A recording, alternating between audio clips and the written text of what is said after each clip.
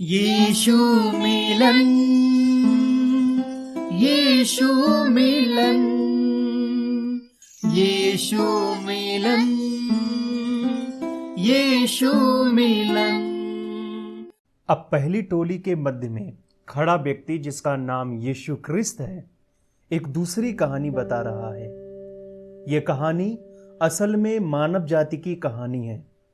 यह हम में से प्रत्येक पर लागू हो सकती है। यह है उड़ाऊ पुत्र की कहानी। किसी मनुष्य के 2 पुत्र थे। उनमें छोटे ने पिता से कहा, पिताजी, संपत्ति का जो भाग मेरा है मुझे दे दीजिए। तब पिता ने अपनी संपत्ति उनके बीच बांट दी। थोड़े ही दिनों बाद छोटा पुत्र अपना सब कुछ एकत्र करके किसी दूसरे देश में चला गया और वहां उसने अपनी संपत्ति भोग विलास में उड़ा दी। जब वह अपना पाई पाई खर्च कर चुका तो उस देश में भयंकर अकाल पड़ा और उसे तंगी सताने लगी। इसलिए वह उस देश के एक निवासी की शरण गया और मालिक ने उसको अपनी जागीर में सूअर चराने को भेज दिया। यहाँ जो छिलके सूअर खाते थे उनसे वह अपना पेट भरने के लिए तरसता था, पर उसे कोई भी नहीं देता था। तब वह आपे में आया और बोला, मेरे पिता के यहाँ ना जाने कितने मजदूर खाते खाते अघा जाते हैं और मैं यहाँ भूखों मरता हूँ। मैं उठूंगा, अपने पिता के पास जाऊंगा और उनसे कहूंगा, पिताजी, मैं स्वर्ग का विरोधी और आपका अपराधी हूँ। अब मैं इस योग्य नहीं कि आपका पुत्र कहलाऊं। मुझे अपने एक मजदूर समान रख लीजिए।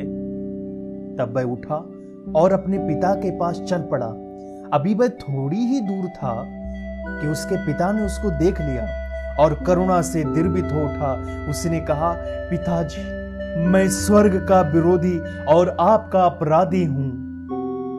परंतु पिता ने अपने दास को आज्ञा दी, जल्दी करो, सबसे उत्तम वस्त्र लाकर इसे पहनाओ, पाला पोसा बछड़ा निकाल कर मारो, हम खाएं और खुशियां मनाएं, क्योंकि मेरा यह पुत्र मर गया था परंतु फिर जी उठा है, यह खो गया था फिर मिल गया है।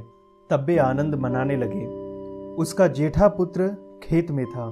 जब वह लौटा और घर के निकट आया तो उसने गाने बजाने और नाचने की आवाज सुनी। इस पर उसने एक नौकर को बुलाकर पूछा, बात क्या है? नौकर ने उत्तर दिया, आपके भाई आए हैं और आपके पिता ने पाला पोसा बछड़ा मारा है, क्योंकि उन्होंने उसको फिर भला चंगा पाया है। इस पर बड़ा भाई आग बबूला हो गया और भीतर नहीं जाना चाहा। तब उसका पिता उसे मनाने के लिए बाहर निकला। उसने पिता से कहा, देखिए, मैं कितने वर्षों से आपकी सेवा करता आया हूं और कभी भी आपकी आज्ञा का उल्लंघन नहीं किया, पर आपने भूल कर भी मुझे एक छोटा मेमना तक नहीं दिया कि अपने मित्रों के साथ खुशी मनाऊं। किंतु जैसे ही आपका यह बेटा आया, जिसने आपका धन बेस्याओं के पीछे उड़ा दिया है, उसके लिए आपने पाला पोसा बछड़ा मारा है। पिता ने उससे कहा, पुत्र, तुम सदा मेरे साथ हो और मेरा सब कुछ तुम्हारा है, परंतु हमें आनंद मनाना और हर्षित होना उचित है, क्योंकि यह तुम्हारा भाई मर गया था परंतु फिर जी उठा है, यह खो गया था फिर मिल गया है। इस कहानी को लूका रचित सुसमाचार अध्याय 10 वचन 1 से लेकर 32 में आप पढ़ सकते हैं। जब छोटा पुत्र भोग विलास में पाई पाई उड़ा चुका तो उसके मित्र उसे छोड़कर चले गए, क्योंकि उन्हें अब उससे कुछ भी प्राप्त होने को नहीं था। वह अब बिल्कुल अकेला रह गया। जो कोई भी बुरा करता है अपने को अकेला पाता है, और हम में कौन ऐसा है जो यह कहने का साहस कर सकता है कि उसने कुछ भी बुरा नहीं किया है? पाप करने के बाद मैं भी अपने को प्रत्यक्ष बिल्कुल अकेला महसूस करता हूँ। कोई भी मेरी सहायता नहीं कर सकता, कोई भी मेरी चिंता नहीं करता। मैं भली भांति समझता हूँ कि जब वह छोटा पुत्र सूअरों के साथ अकेला रह गया तो एकाकीपन की घड़ी में उसे कैसा लगा होगा। वह बिल्कुल अकेला रह गया था। दोष भी उसी का था। अपनी ही करनी से उसकी यह दशा हुई थी। उसने जानबूझकर स्वेच्छापूर्वक अपने अच्छे घर और अपने प्रेम में पिता का परित्याग कर दिया था। उसने बुरे साथी चुने थे जो पैसे के लिए ही उसके साथ सटे रहते थे। पैसा समाप्त हो जाने पर उन्हें उसकी चिंता नहीं रही। और वह अब उस विदेश में अकेला रह गया था। उसकी जिंदगी बर्बाद हो गई थी। और ठीक यही पाप है, ये मेरी अपनी ही करनी है। मैं अपने प्रेममय पिता परमेश्वर की ओर से अपना मुंह फेर लेता हूं और अपनी राह जाता हूं, और तब मुझे अनुभव होने लगता है कि लोग अपने ही मतलब और फायदे के लिए मेरा उपयोग करते रहे हैं। विचार करने पर पता चलता है कि मैं बिल्कुल अकेला रह गया हूं। उस नवयुवक की भांति मैं में भी स्वार्थ का कड़वापन होता है। पाप वास्तव में मृत्यु है, ईश्वर के साथ मेरी मित्रता और सम्मिलन की मृत्यु, पड़ोसियों के साथ मिलन की मृत्यु। पाप मुझे बिल्कुल अकेले छोड़ देता है। पापी अपने को अपने अहंकार और स्वार्थ के साथ बिल्कुल अकेला पाता है। कभी कभी एकांतवास कल्याणकारी भी होता है और मनन चिंतन करने का सुअवसर प्रदान करता है, पर अकेले रहना और किसी से मिलने को सुअवसर नहीं पाना असहनीय हो जाता है। किसी अपराधी को बंदी गृह की काल कोठरी में बिल्कुल अकेला बंद कर देना सबसे कड़ा दंड होता है। उससे कोई भी ना मिलता है, ना बातचीत कर पाता है। एक छेद से उसका भोजन ठेल दिया जाता है। महीनों वह इसी दशा में पड़ा रहता है।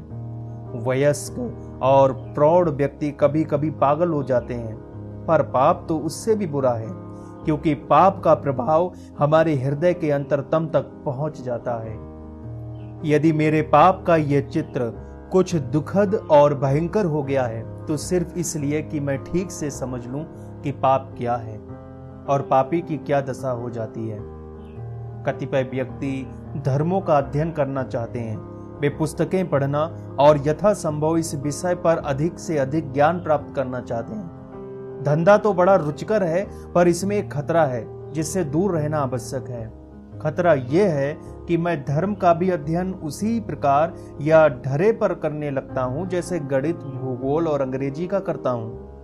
पर धर्म का अध्ययन इस प्रकार नहीं होना चाहिए, क्योंकि धर्म तथा उनके अध्ययन का असर हमारे जीवन के उद्देश्य और अर्थ पर पड़ता है। यही मेरी भी कहानी है। यह ऐसा नाटक जिसके मुख्य पात्र में मैं और मेरे भगवान हैं। गणित और अंग्रेजी का ज्ञान मेरे लिए उपयोगी और महत्वपूर्ण भले ही हो, पर वे मेरी आत्मा के अंतरतम को स्पर्श नहीं कर सकते। उनसे मेरे अंतरतम में कोई भूख, कोई भी प्रेरणा और उत्साह उत्पन्न नहीं होता, जिससे मैं ये समझ सकूं कि मैं क्या हूं और मेरे जीवन का उद्देश्य क्या है। इन पृष्ठों में पाप और मृत्यु, क्षमा और परमेश्वर के प्रेम, आत्मा एवं मानव जीवन के उद्देश्य, इन विषयों पर जब हम बात करते हैं तो अन्य व्यक्तियों की कहानियां हम नहीं कहते और ना गणित की समस्या पर ही बातें करते हैं। हम तो अपने विषय में बातें करते हैं, अपनी पापों की क्षमा और अपने प्रति परमेश्वर के प्रेम, अपनी आत्मा और अपने मनुष्य जीवन के अर्थ की बातें करते हैं। मैं यदि ये समझ लूं तो इन पृष्ठों के अध्ययन से मेरे हृदय में एक उत्तेजना और उत्साह का अनुभव होगा। यदि मैं ऐसा नहीं समझ पाता, तब तो गणित का अध्ययन अधिक उपयोगी सिद्ध होगा। गणित के अध्ययन से कोई उत्तेजना उत्पन्न नहीं होगी, बल्कि शांति का ही अनुभव होगा, क्योंकि गणित में मेरे लिए कोई चुनौती नहीं होगी और ना उसमें मेरे जीवन का कोई प्रश्न उठेगा। धर्म के वास्तविक अध्ययन से आत्मा में तूफान से उठ जाता है, क्योंकि यह पुरुष या स्त्री की एक चुनौती है कि वह और ऊंचा उठे, ईश्वर के ज्ञान और प्रेम की तह में और अधिक उतरे। पर लगता है कि इसकी कीमत अधिक है, लेकिन यदि कीमत अधिक है तो प्राप्त ज्ञान भी कम मूल्यवान नहीं है, क्योंकि तब परमेश्वर ने यह आश्चर्यमय जीवन जो हमें प्रदान किया है, उसे हम और अधिक पूर्ण और सच्चे तरीके से व्यतीत कर सकते हैं।